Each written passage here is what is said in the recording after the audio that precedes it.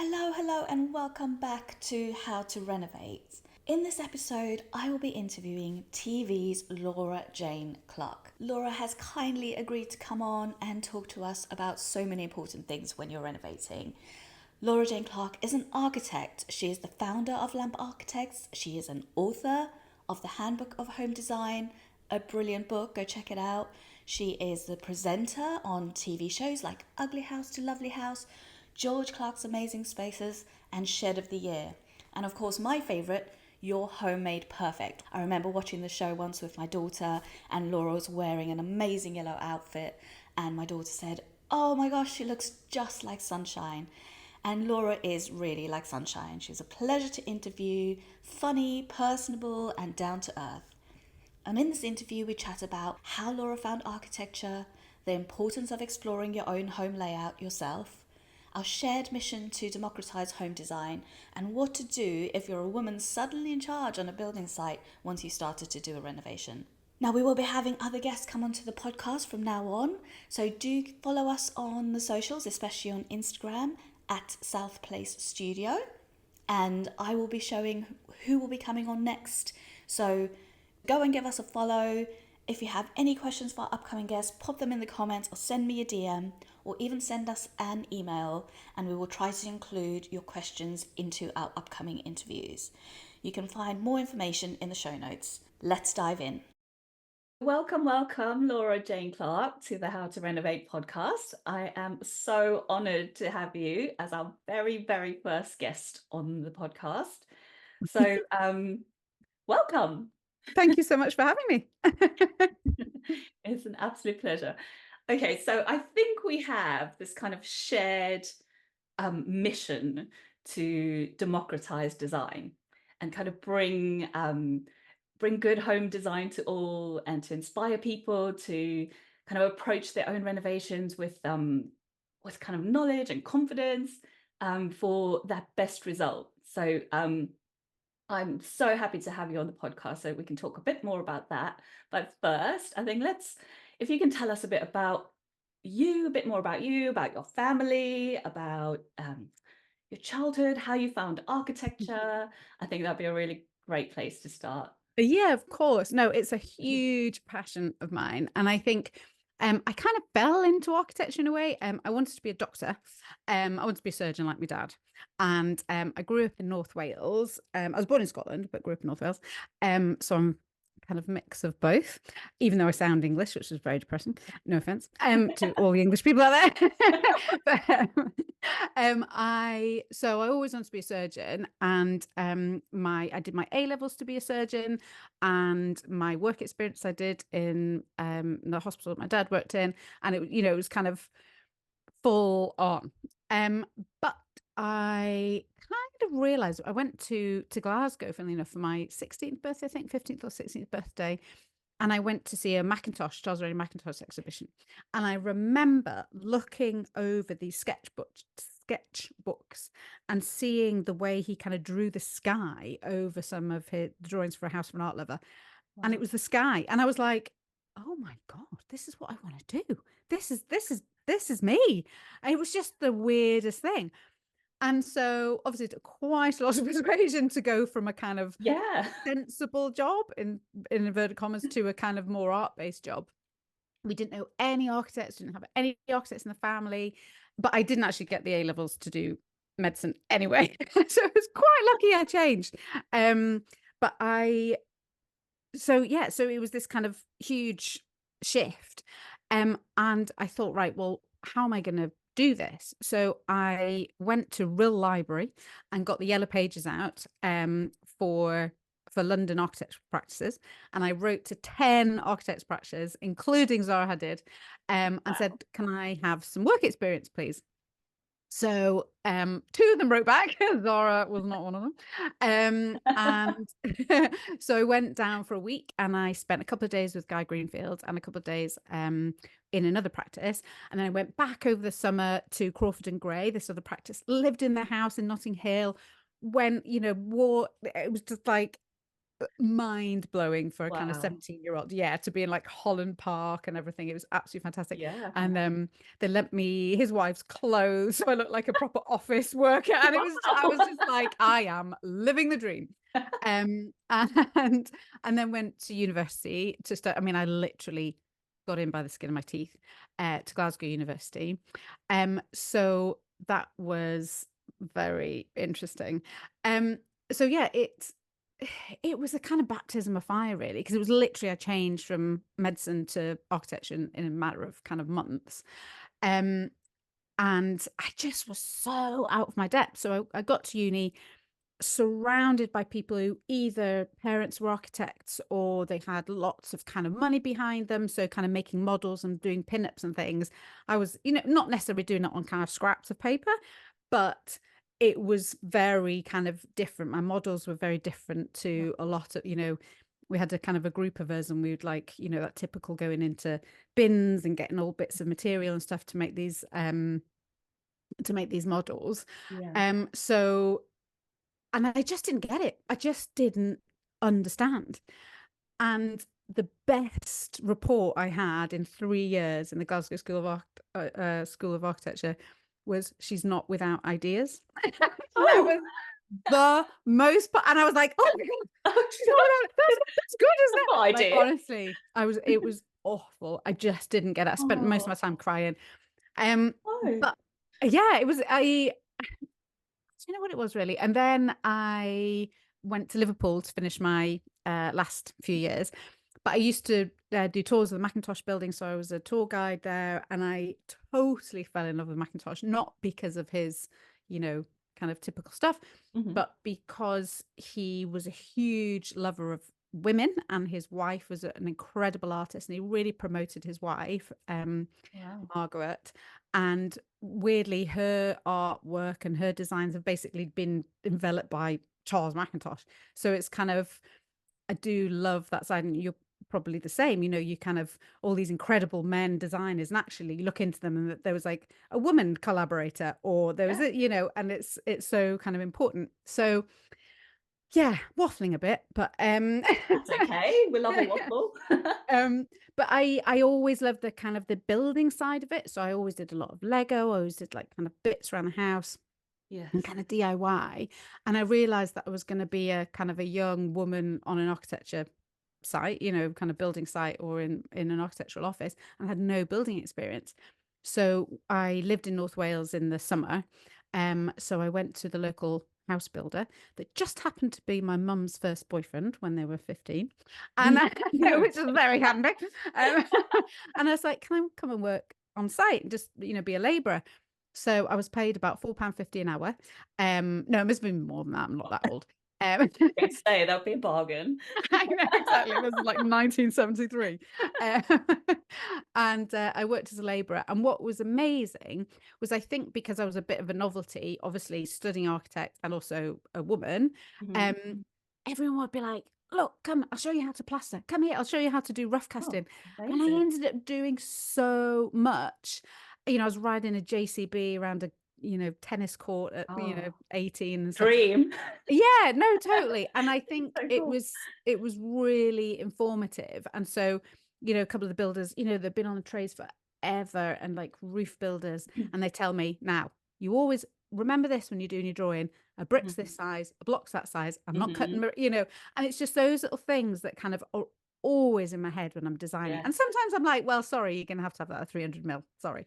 But but most of the time Mhm. I'm like thinking about Yes. how stuff is built rather than just kind of designing to my kind of whims. Exactly. Such good info to have, isn't it, when you're designing? Yeah. Oh, that's brilliant. It's I love this, I love the story about how you changed and that report that you got. Um, and of course we can't do this interview without talking about those Crystal Palace toilets. So I think the first I heard of you was when I saw the renovation of the public loos into a home on Amazing Spaces, I think it was. Yes. Yes, that's And right. And so I just kind of became a bit obsessed with kind of following you from then on, because that, I have to say, inspired me and my husband to find a plot of land and build our house. So tell us a bit more about the toilets, how you found them, and kind of how it came to be. Yeah, well, I was working for Guy Greenfield, so he was one of the guys that I did a couple of days work experience, and I wrote back to him when I was kind of finished uni, and he just happened to have a big planning permission approved. So he was like, "Yeah, we need all the hands we can get." And funnily enough, that's a lot of student architects speak to me and they said, "How do you get a job?" And Mm. that's one, you go through the planning portal, you work out where you want to be, what kind of firm you want to be with, and see who's got planning recently approved, because they will always need extra help. Tip Wow, from that's the top. such a That's what good, I did. such a good tip. Yeah. um so I was working with him right from the very beginning. Mm. So he was an architect and a developer, and he was always saying to me, look, find somewhere to do work, find so, there's no money in architecture particularly, but there is, profit in development. Mhm. So that was always kind of in the back of my mind. But I think my kind of budget and his budget is slightly different. Mine was a lot smaller. So I always had my kind of eye out for something. Um, and I was living with my boyfriend at the time in Herne Hill. So I kind of knew Crystal Palace and Sydenham and Penge and all that lot. And it was pretty, it's not like the Crystal Palace we know and love today. It was pretty rough. Right. Um, and I remember kind of wandering around. There's a wonderful second-hand shop, a vintage shop run by Andy called Bambino's. So we used to go there all the time, and it's still there, and he's unchanged. It's fabulous.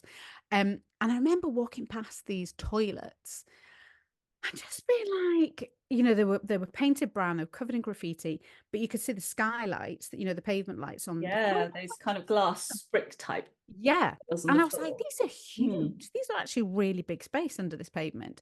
And they were all broken. But so I kind of got slightly obsessed with them. And it took quite a long time. Now I'm talking like 7 years for the whole process. Wow. Yeah. And bear it, I think I could have made it a little bit quicker, but obviously I was really, really green, no Mm. money. And I was like, so I found the council, but they're in like corners of different councils, so that nobody really knew who owned them. And then eventually kind of persuaded the council to let me see them. Mhm. And Mike, who I'm still friends with, from the janitor from Bromley, sorry, from so that came down, and he had loads of keys and Yeah. a crowbar. And we were like, Just in let's just case. use a crowbar. So we crowbarred our way in, and they'd not been touched since like 1986, I think they were closed. Wow. And we went down, and it was pitch black, and there was bits of light coming through the broken skylights. And there was still a cup of tea left on the wee table that, was obviously like dried out. You just get the ring Yeah. of tea. Oh my I was God. like, it was like a time capsule. But because the skylights were broken and there's like chicken shops and, takeaways and stuff, Yes. it was rancid. So there was Oh chicken bones no. everywhere. It was like gross. But I could see the height of it, it was really high. There were like nearly 3.5 meter high ceilings. Wow. And they had the Art Deco, they had the Art Deco urinals. It was just, there was something really special about the space. Yes. So that kind of kickstarted my, or The catalyzed my, obsession. yes. And I went through lots of different kind of ways of designing them and kind of thinking about how I was going to do. And my original thought was maybe a little kind of independent cinema or art space or kind of bar. So had loads of different designs, loads of different names. And it was funny enough, it was when the smoking ban came in. Oh yeah. And so I was like, right, well, I'll need somewhere for the, occupants, for the Hmm. people, the, Customers. customers to smoke. So I kind of thought, well, actually the bottom bit can be this little this external courtyard, which would double up as a fire escape. Uh-huh. Absolutely brilliant. And then I suddenly realized, I was like, actually, if I've got a little garden here and a fire escape, I could live here. And Ah, so the council were almost on the verge of selling them to me right. for, a kind of bar. And then I was like, I'd like to live in them. And then like, right. we think you're slightly crazy. Uh, Oh, so then that took another kind of 3 or 4 years. oh wow. And yeah, and so the guy, the Is head that just of kind of going back and forth with planning, trying to convince them that to no, be planning residential? was fairly straightforward. It was literally trying for them to sell me, because it was Oh, to I sell them to see. me. Okay. So it was before councils had lists of assets that they were trying to sell. So it was kind of Uh-huh. back 2007 we started the negotiation properly. Gosh. Um, and the main council guy left as well. So um, he was like really, really encouraging, thought it was a brilliant idea. And then he left, and this other guy like literally hated my guts. Oh no, so I'm not going to say his name. All these names are like etched in my mind. Um, and so yeah, and I just it was literally smashing my head against a brick wall. And Oh, then my final attempt was I went in to see the Lambeth housing man and this guy who's in charge of assets. And I went in all these drawings and like really early kind of visuals that I'd done. And I was like, this is what it's going to be. And, went on about brownfield site and micro regeneration and blah, blah, blah, blah, blah. And the housing guy, Mike, said his name. Mike was sitting there like shaking his head at me. And this housing guy was like, this is amazing. Mike, we love this. Isn't this brilliant? And the Mike was like, oh oh, yeah, wow. yeah, yeah, that was great. And I got it. Oh, brilliant. So yeah, it was just, you know what it's like. It's perseverance, and then it's finding the Yes. right person with the right energy Yeah. that can see it. Kind of see your vision and agree with it. Yeah. And then Yeah. planning was fairly straightforward. Building control was fairly straightforward. I think because I had so much design thought, literally Yes. 7 years. Yes, So thinking about it. Wow. yeah. That is perseverance. My goodness. But yeah, I mean, it was such a cool project. I love watching that. Um, so let's go back to kind of home design. So Mhm. tell us why you're so passionate, especially on your Homemade Perfect, about democratizing good home design. And where does that fire come from? Where does that passion come from? I think maybe thinking about it, and it's actually just kind of crossed my mind now. I think just talking about uni and stuff, I'm feeling quite inferior. And also being a, chartered architect, RIBA member, whenever I go to Portland Place, which is the head of RIBA, I always feel slightly out of place and Mm, really looked down on as a house designer, as extensions. And one of the first things I was told, my first lecture in Glasgow was, most of you will be designing house extensions and bathroom extensions, and that's basically failure for an architect. I wow. was like, oh, and Gosh, that has what a way to pained me. start. Yeah, and like my whole career.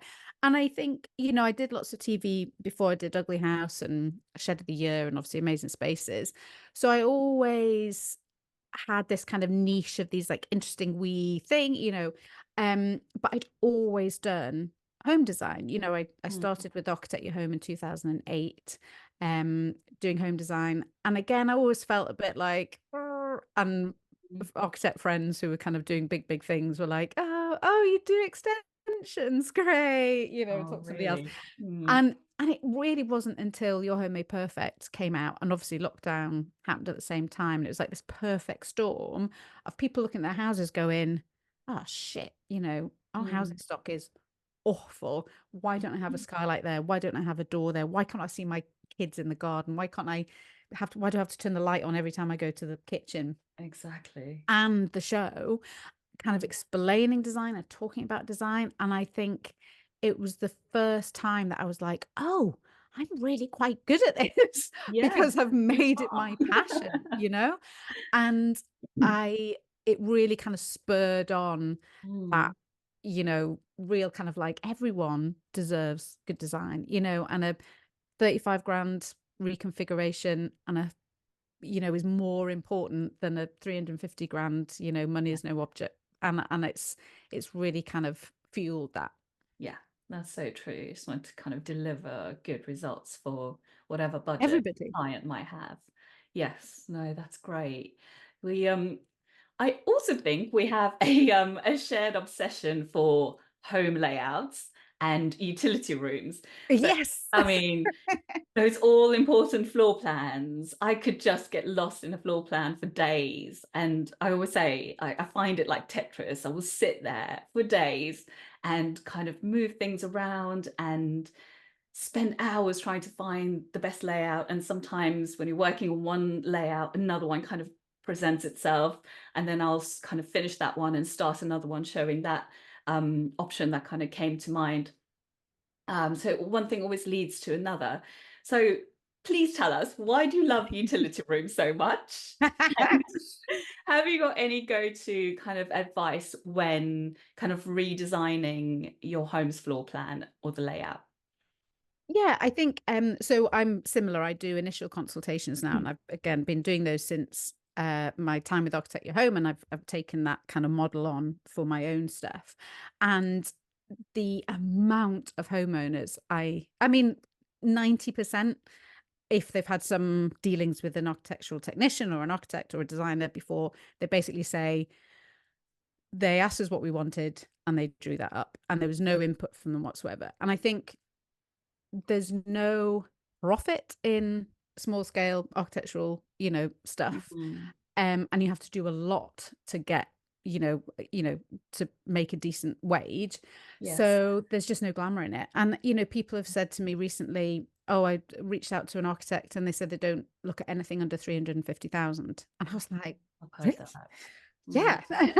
mm, And so, and I've always loved, like that kind of the puzzle of a layout. And I do consultations online now. So obviously I used to go to people's homes, but mhm, actually it's kind of, I can be anywhere. And as long as I've got the plan in front of me, I can see it in 3D and I'm kind of like working it out. And I don't actually need to be in the space, mhm. which is very handy. And doing those initial consultations over lockdown and in my office, and obviously I have their plans and their photographs and talk to them a lot as well, but I kind of realized I have a real clear methodology, and Yeah. I've never done two layouts the same because it's always slightly different, where the sun comes, if it's Yes. kind of windy, it's all different, how where they've got lots of family members, where they've got small family, everything's always different. But I do have a methodology, and that's where I kind of started going, I could kind of write a book or write some webinars to Mhm. start kind of not teaching, because I hate that word, because it's like, oh, but kind of imparting this design methodology that would then help people see, homeowners see, and kind of start being able to figure out the design themselves. And Yes. it's not rocket science, but I think it's all about, like you say, you're living in it, Yes. you turn the plan. So my top tip would be turn the plan to the way you walk in through the house. Mhm. Do a little north point so you can see where the north is, where the south is, and how the path of the sun comes. And as Mhm. soon as you do those two things, you're like, ah, right. You can start seeing where the sun will come. You can start kind of seeing what you see as you walk through the house.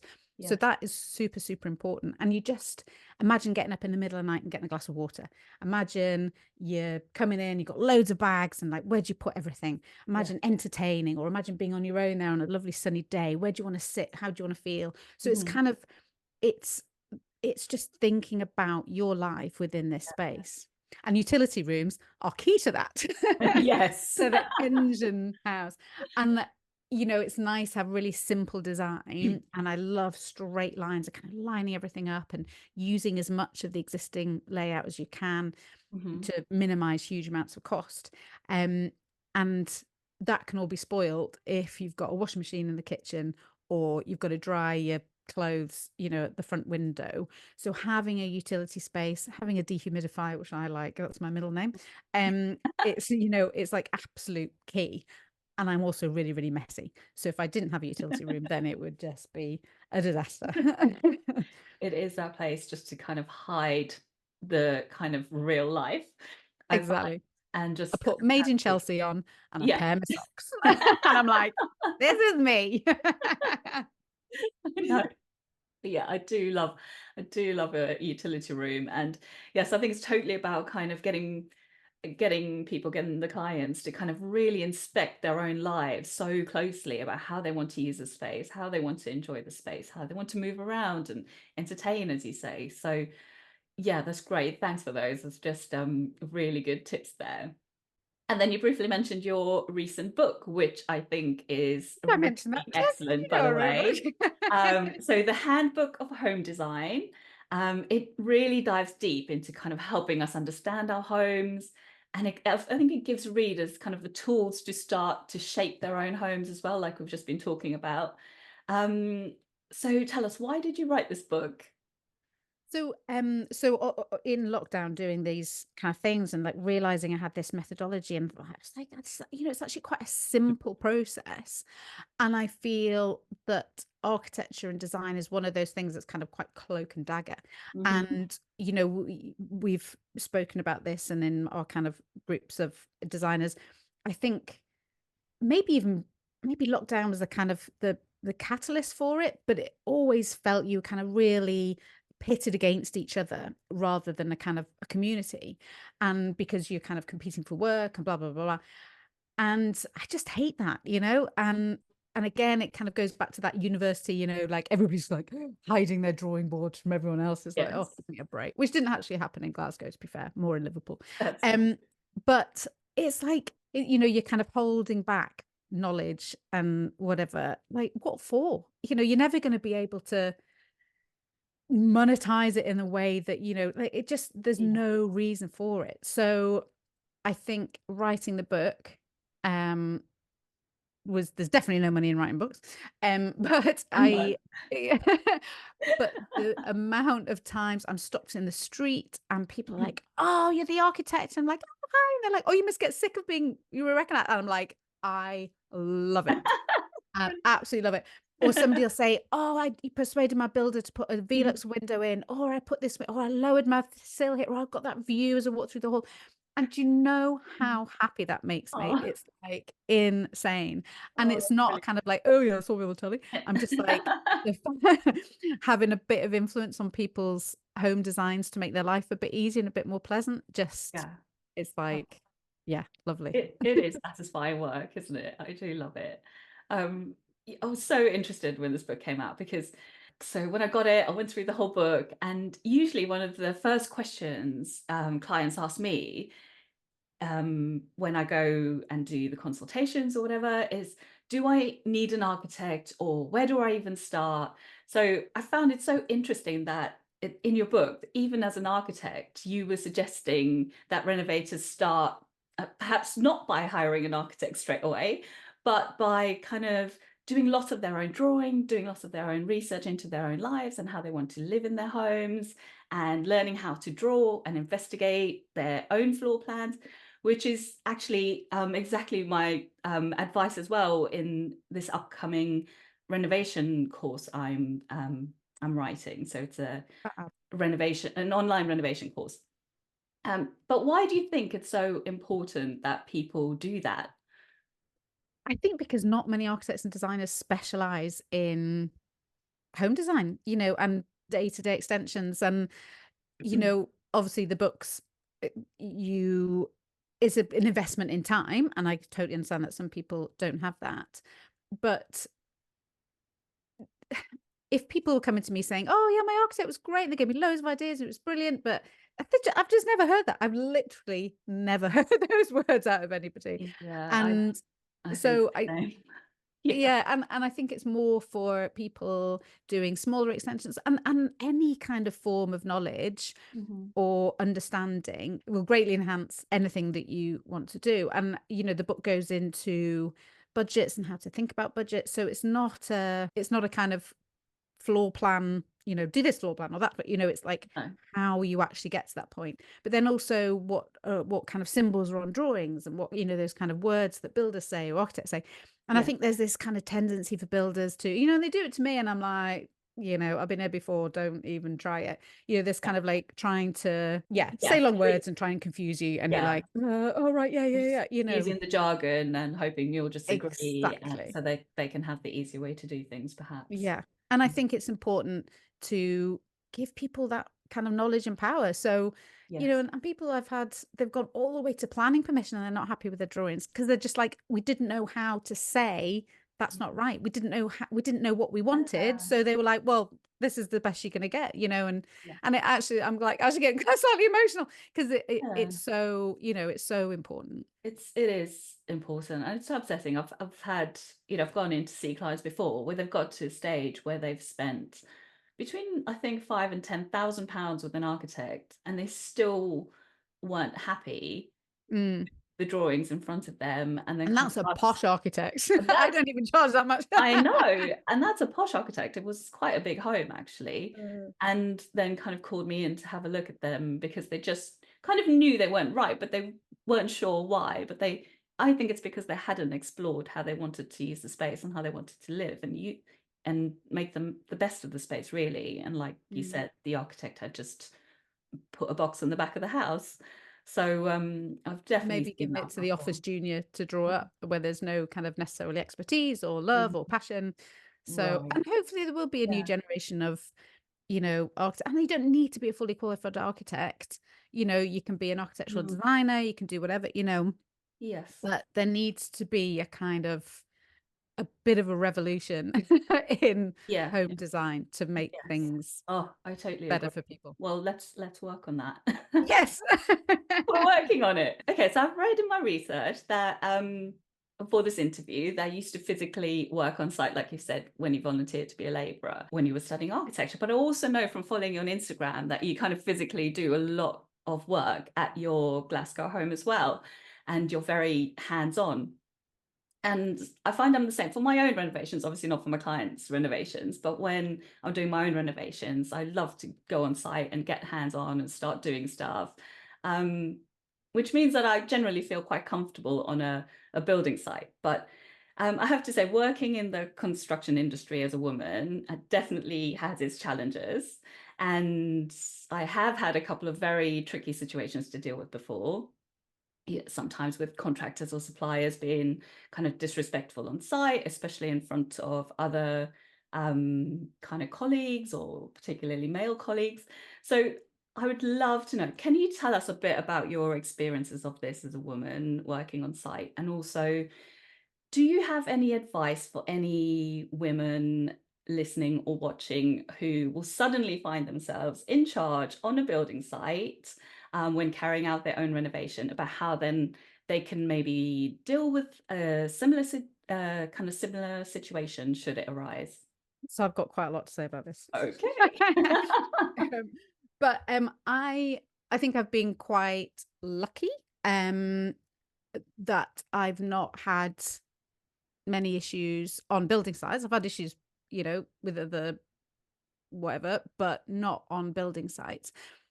And I've always done martial arts and boxing and stuff since I was like 14, 15. So I started in this really scuzzy boxing club, and it was amazing, fighting with like scaffolders and roofers and all this kind of stuff. Mhm. So I've always been quite not aggressive, but I've always been quite kind of physically confident. Right. And I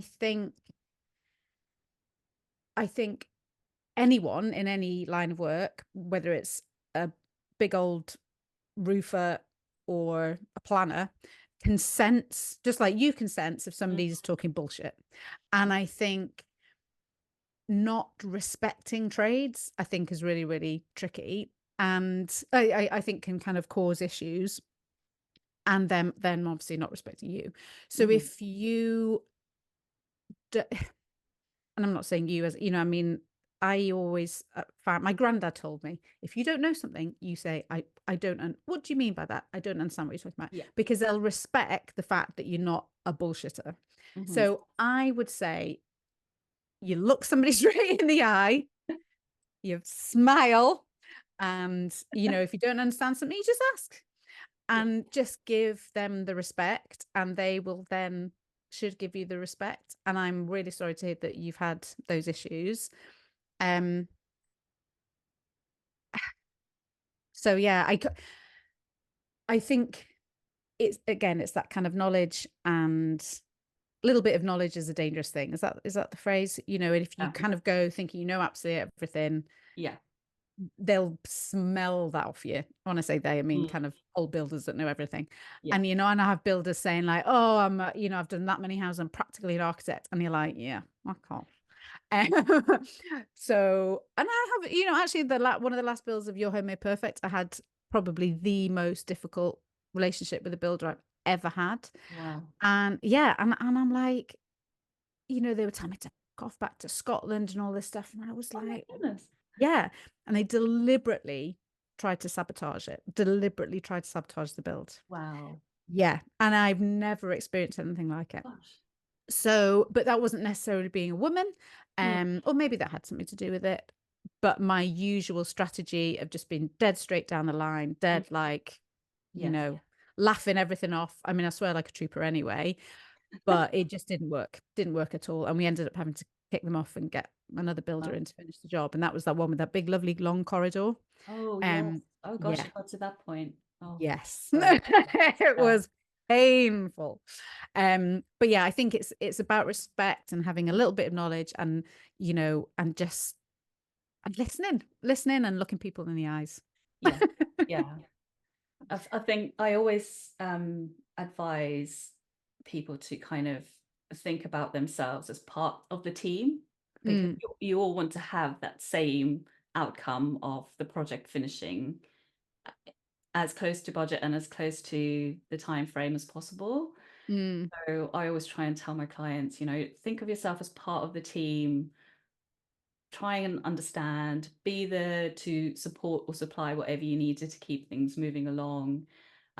Like you say, ask when you don't know, or even if they don't know, ask for a second opinion, and mm, just get the information.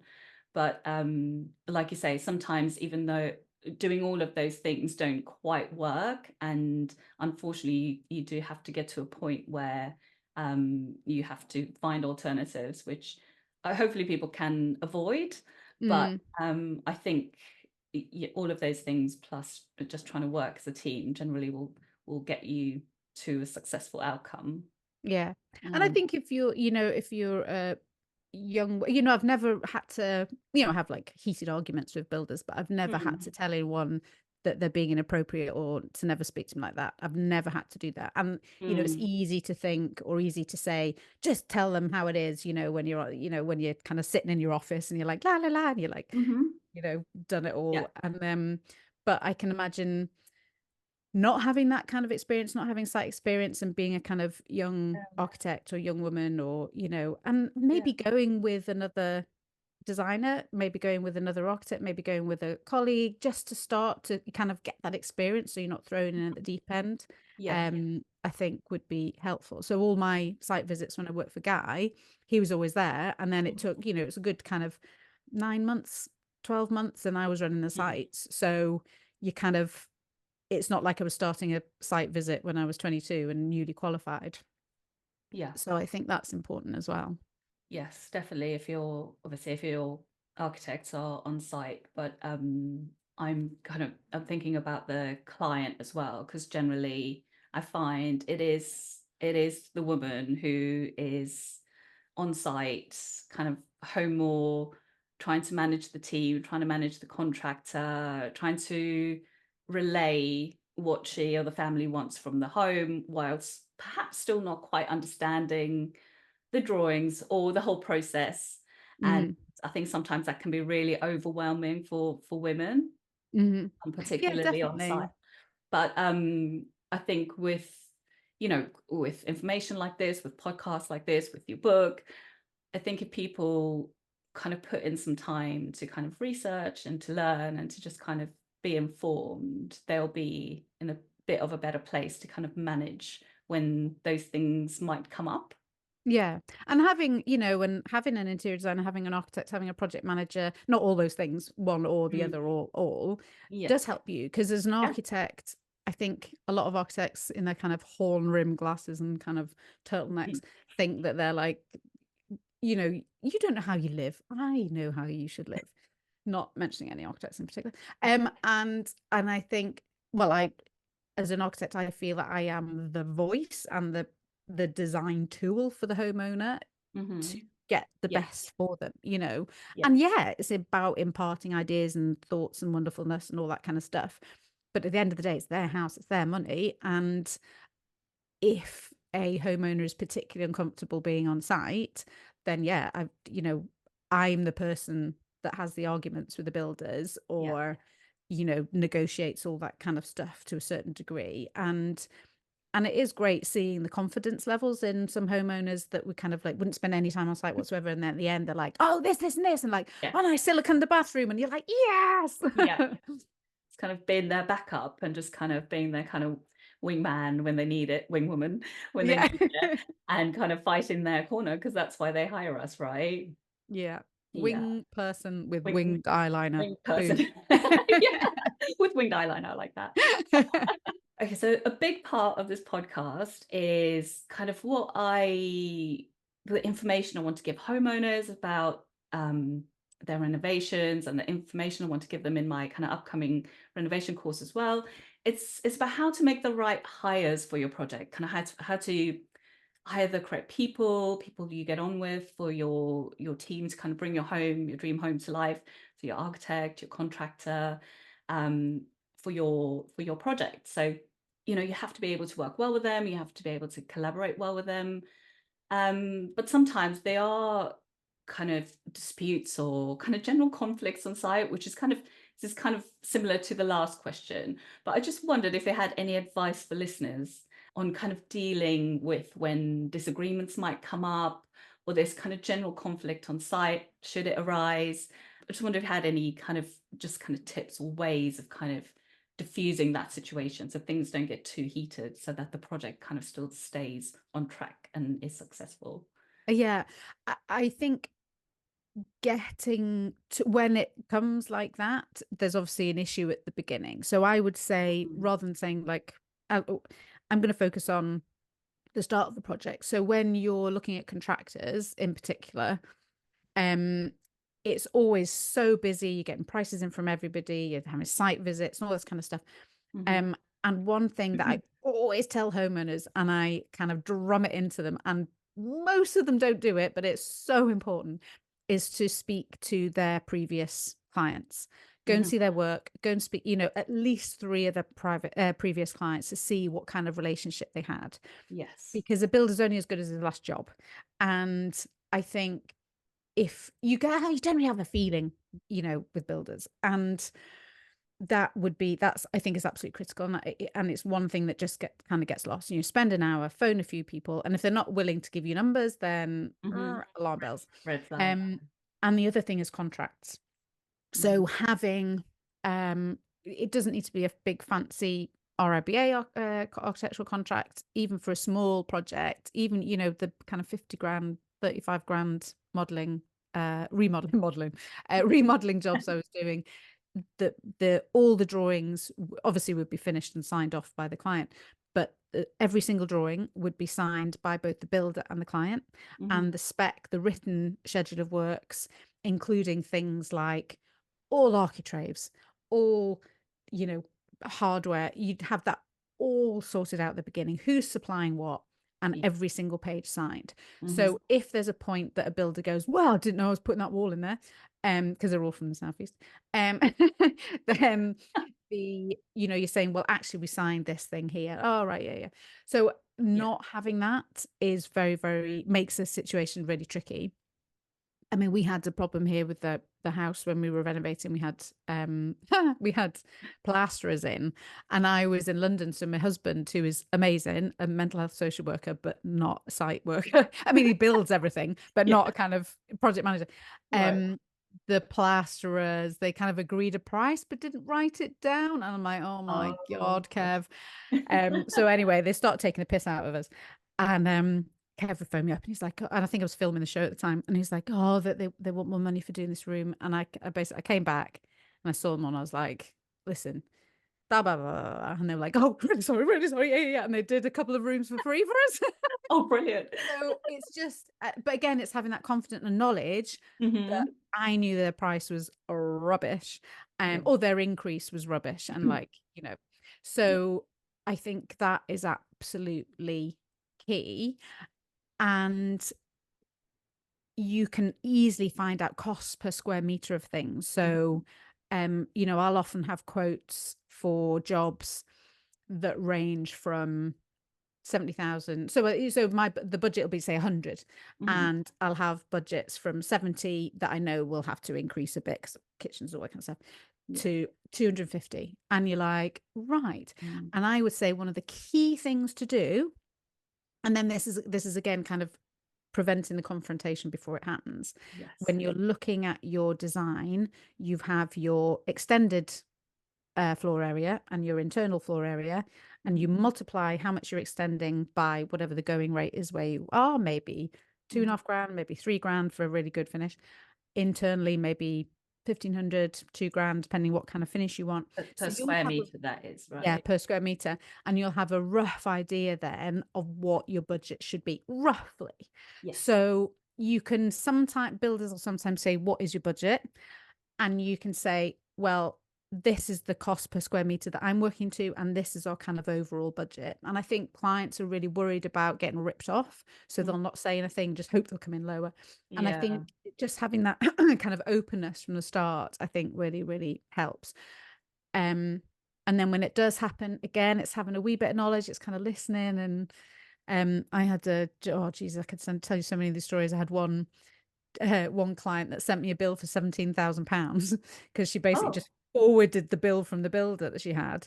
And he basically charged her an extra 17 grand for noggings, which are basically the little bits of wood in between yes. studs. Oh my And gosh. I was like, is he joking? And are you joking? So she's like, well, he obviously forgot to put them in the drawings. And then I kind of pointed out, or, that it Yeah. says it in about a million places. I was, So she was like, all right, okay. yeah. So, and somebody, oh, well, we didn't charge for skirting boards. Skirting boards would be another 6 grand Mhm. more. And you're like, Yeah. what? Of course you meant to have. But unless you have it written down, Yes. you haven't got a leg to stand on. Exactly. I think everything needs to be in that all important kind of document at the start. And you're right, that will avoid so many disagreements and Hmm. understandings down the line if you have all of that clearly laid out before Yeah. they begin, before they even arrive on site. And Yeah. have lots of nice biscuits and make them lots of tea, and don't Oh, yes. stare at them when they're having a cigarette break or a coffee break. I know, which I totally failed at my last project. I didn't buy one biscuit. I didn't leave tea. Tash, that's disgrace. I I bring them know, I Krispy Kreme know. I donuts. must apologize. I will have to make it up with some sort of M&S voucher or something because I did not take them biscuits, so that was a massive faux pas. But thank you so much for that. And of course, we cannot have this interview without talking about your homemade perfect. So I grew up in South Africa in Cape Town. And obviously there's a lot more space, there's a lot more light, and the homes are generally kind of on large plots with space around them. And so it just felt different moving to London in terms of kind of the plots of the houses, the housing stock, the designs of the houses. So I've moved around a lot. So I have quite a lot of experience of living in Victorian houses, kind of modern blocks of flats, Edwardian houses, or where they're broken up into maisonettes and flats. So and I find now designing that bringing light into these properties has become an obsession of mine, because I just want to, I know what it feels like to live in a country, in a home where there's lots of light and warmth. And I think that's kind of an obsession of mine, is bringing that into these properties when I'm designing. So what I found really interesting on the show is how the two different architects had such different, or sometimes very different, interpretations of the same property. And I just found that so interesting to see. So, and of course, then giving the homeowners the opportunity to kind of view their houses in 3D before they even started. But I just wondered, what was it like for you working on the show and being involved in that show? Because I think it really, as a nation, everyone became a bit obsessed with it. Whenever I go to see clients, it always gets mentioned. Before the interview today, I was walking my kids to school, and I was walking back, and I was saying, I bumped into some friends. I was like, oh, I'm interviewing Laura Jane Clarke today. And they were like, oh my God. They were like, so I just want to know, what was it like working on the show? It was amazing. It was quite it was really intense because we had because I wasn't kind of part of the inception of it. But Joff, the producer, I'd kind of given up TV. I'd finished with Channel 4 and did Ugly House, Lovely House, and it wasn't great. And I was like, do you know what? This is me. I'm not doing TV anymore.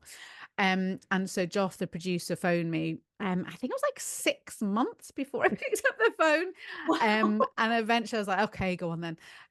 So told me about the concept of the show, and I was just kind of drawn to this idea that you're kind of showing people design. So you're not just going, what do you think about this? Or, kind of just a couple of drawings.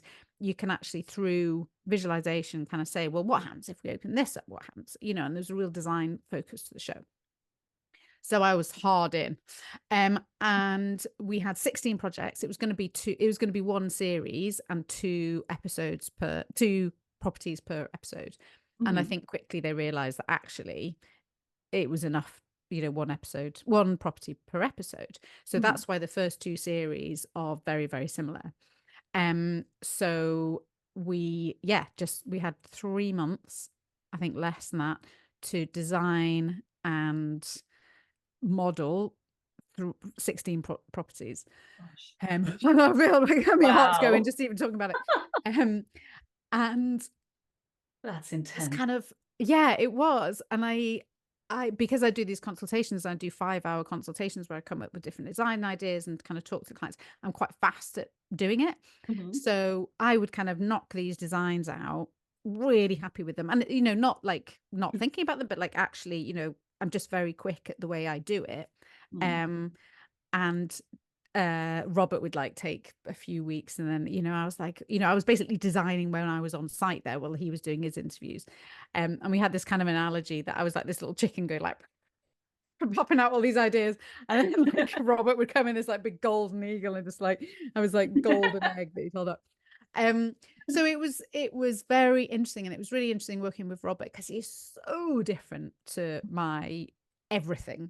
I was cutting my teeth on making money on 15 grand extensions and all this kind of stuff as a not straight out of uni, but when I set up on my own.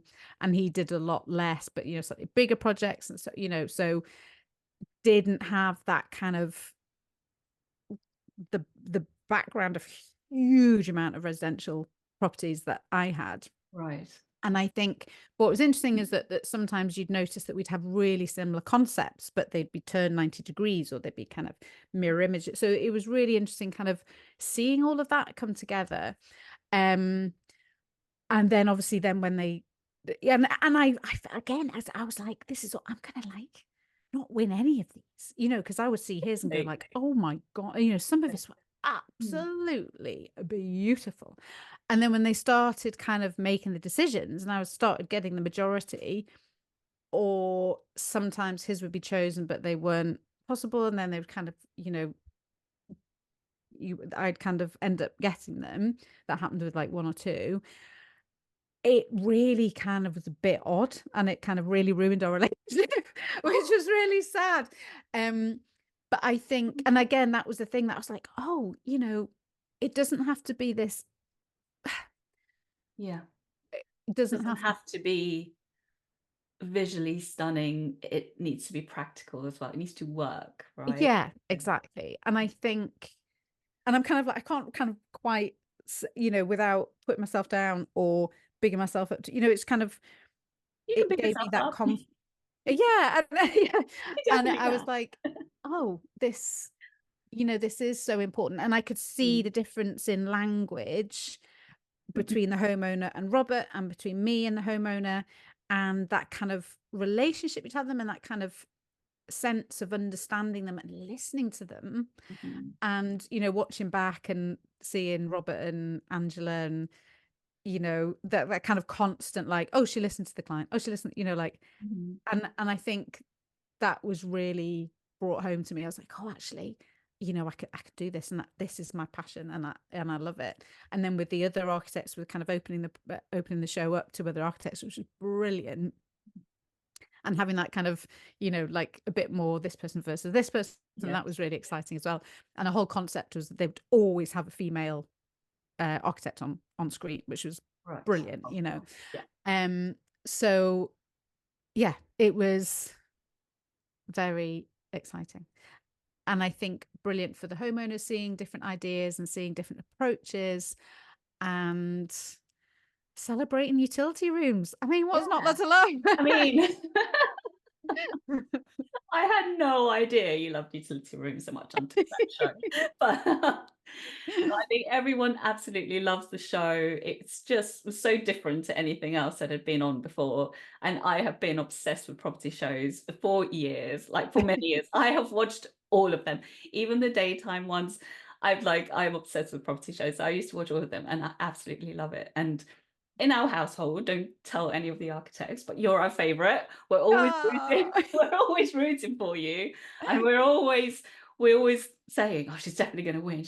There's a utility room, she's going to win. We're always rooting for you. I just think that you're so personable and you listen to the clients and your designs are beautiful, but they also take into account real life, and they just kind of still maintain that sense of kind of excellent design that really does what design is meant to do, which is serve the the homeowner, serve the person living in there, living in the home.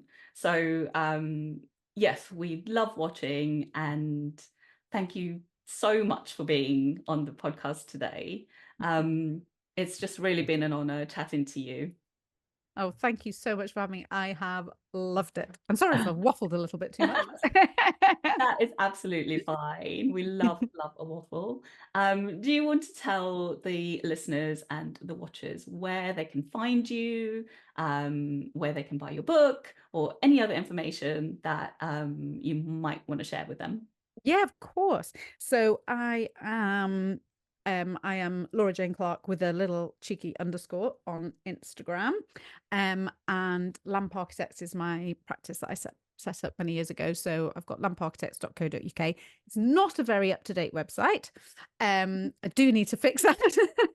But I do everything myself, including all my kind of, well, my husband as well, doing all kind of webinar setups and everything. So some things fall by the wayside, as I'm sure you're kind of, similar because you do everything. Yes, definitely.